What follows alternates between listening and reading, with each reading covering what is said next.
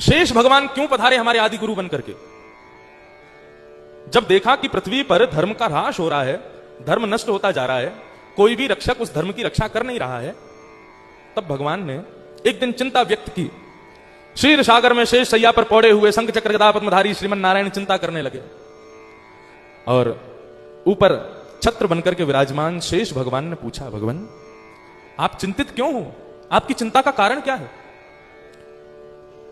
तब भगवान बोले कि ये जो पृथ्वी पर धर्म का ह्रास हो रहा है, इससे मुझे बड़ी चिंता हो रही है।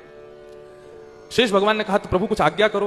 बोले, हम आज्ञा तो ये करना चाहते हैं कि यदि आपके पास अवकाश हो तो आप आचार्य रूप धारण करके पृथ्वी पर जाओ और मानव को सदधर्म, सदमार्ग, सदभक्ति का उपदेश देकर के उसको सदमार्ग पर लगा दो। हम तो आपसे चाहते हैं कि आप चले जाओ पृथ्वी पे।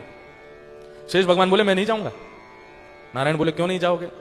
बोले, प्रभु आप बहुत पार्शियलिटी करते हो लोगों का उद्धार करने में। क्यों?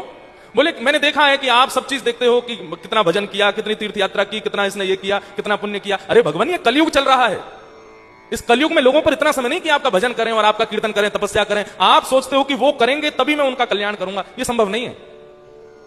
भगवान बोले, तो तुम्हारे पास कोई और तरीका हो तो बताओ। बोला, हाँ एक तरीका है। बोले, क्या? बोले, मैं पृथ्वी पर जाऊंगा, मैं जाकर के इस श्री वैष्णव संप्रदाय का प्रचार करूंगा, लेकिन आप मुझे वचन दीजिए, ये न रक्षा जगन्नाथ।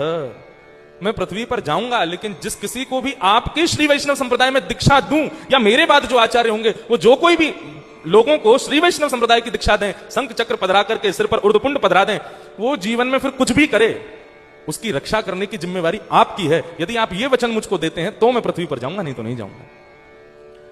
रामानुजाचार्य जी ने कितना सहज उपाय बता दिया। तब नारायण के पास कोई और रास्ता था नहीं। उन्होंने कहा कि ठीक है शेष, ठीक है, हम तुमको वचन देते हैं, जो कोई भी तुम्हारे द्वारा दीक्षा प्राप्त करेगा, जो कोई भी तुम्हारे इस वैदिक पथ पर, इस भाव पथ पर, इस भक्ति पथ पर जो कोई भी चल करके तुम्हारे आश्रित होगा, या तुम्हारे बाद जो आचार्य होंगे उनके आश्रित होगा, उनकी जीवन भर रक्षा करने का दायित्व मेरा है, ये मैं वचन देता हूं।